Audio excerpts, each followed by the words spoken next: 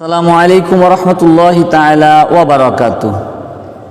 কাছে দূরে দেশে বিদেশে প্রবাসে যারা আমাদের এই অনুষ্ঠানটি দেখছেন সকলকে শুভেচ্ছা ও আন্তরিক মোবারকবাদ। সম্মানিত দর্শক শ্রোতা ভাই এবং বোনেরা, আশা করছি মহান আল্লাহ পাক রব্বুল আলামিনের অশেষ মেহেরবানিতে সকলেই ভালো আছেন। শুরুতেই মহান আল্লাহ পাক রব্বুল আলামিনের শুকরিয়া জ্ঞাপন করছি, আলহামদুলিল্লাহ। দরুদ ও সালাম প্রেরণ করছি আখির পয়গম্বর জনাব রাসূলুল্লাহ সাল্লাল্লাহু আলাইহি ওয়াসাল্লাম। সম্মানিত দর্শক শ্রোতা ভাই এবং বোনেরা, আজকে যে বিষয়টি নিয়ে কথা বলবো, পবিত্র জুমার রাত এবং দিনের বিশেষ কিছু আমল সম্পর্কে। পবিত্র জুমার রাত এবং দিনের বিশেষ 5টি আমল রয়েছে। এই আমলগুলো সম্পর্কে আজকে আলোচনা করব ইনশাআল্লাহ। 1 নম্বর যে আমলটি, তা হলো জুমার রাত এবং দিনে বেশি বেশি করে বিশ্বনবী জনাব রাসূলুল্লাহ সাল্লাল্লাহু আলাইহি ওয়াসাল্লামের উপর দরুদ শরীফ পাঠ করা।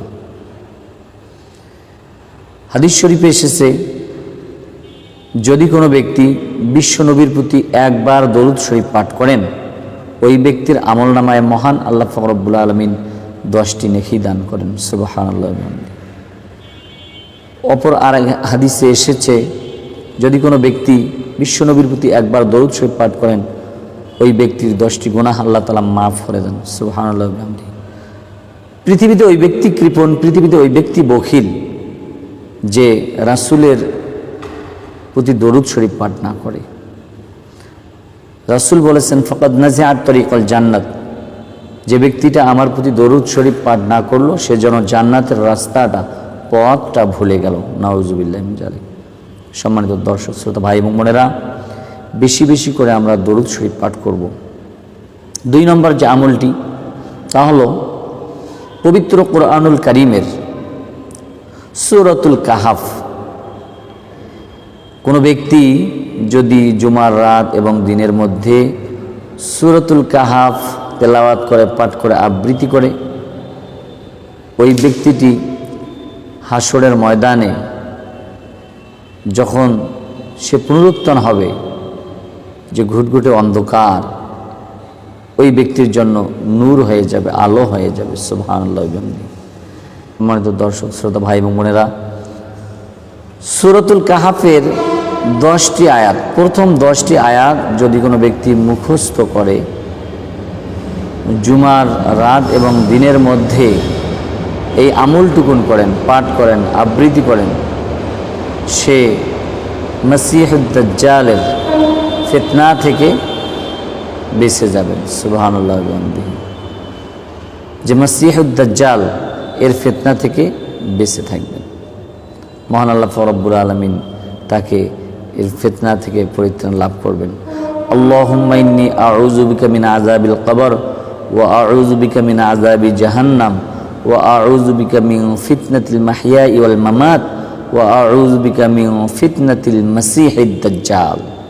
এই আমলটুকু আমরা বেশি বেশি করে করব ইনশাআল্লাহ।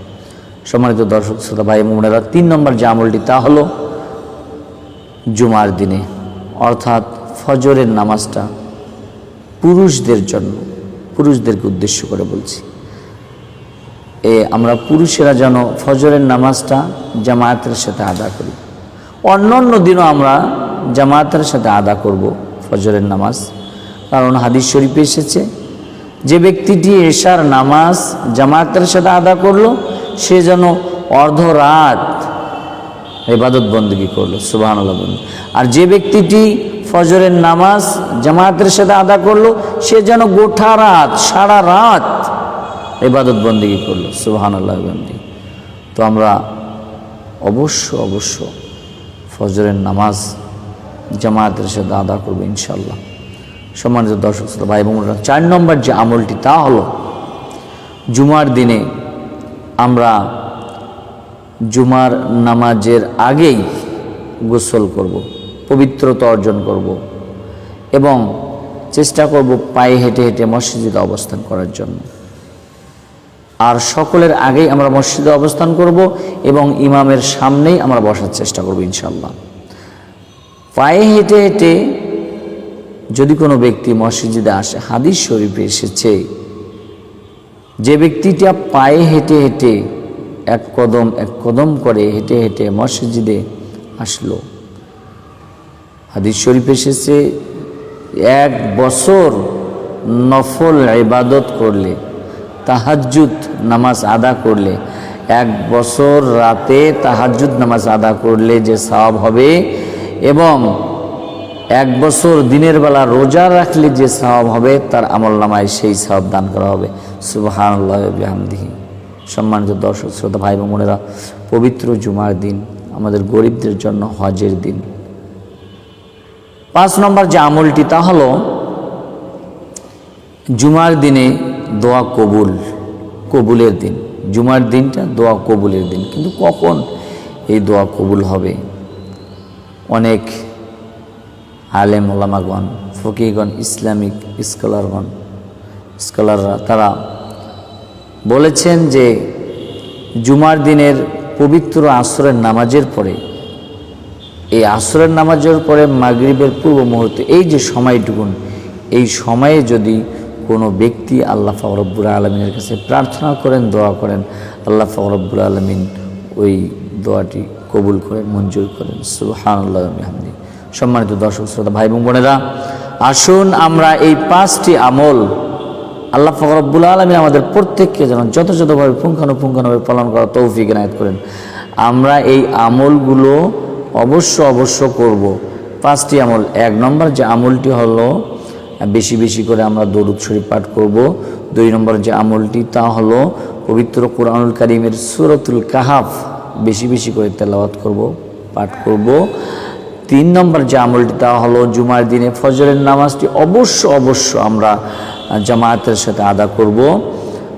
4 নম্বর যে আমলটি তা হলো পায়ে হেঁটে হেঁটে অর্থাৎ পবিত্রতা অর্জন করে গোসল করে সকলের আগে মসজিদে আসার চেষ্টা করব। 5 নম্বর যে আমলটি তা হলো আসরের নামাজের পরে মহান আল্লাহ পাক রব্বুল আলামিনের কাছে দোয়া করব। আসুন আমরা এই আমলগুলো যথাযথভাবে পুঙ্খানুপুঙ্খানুভাবে আল্লাহ পাক রব্বুল আলামিন আমাদের করার তৌফিক এনায়েত করুন। সকলের সুস্বাস্থ্য দীর্ঘায়ু কামনা করে আমার সংক্ষিপ্ত আলোচনা এখানে সমাপ্ত করছি।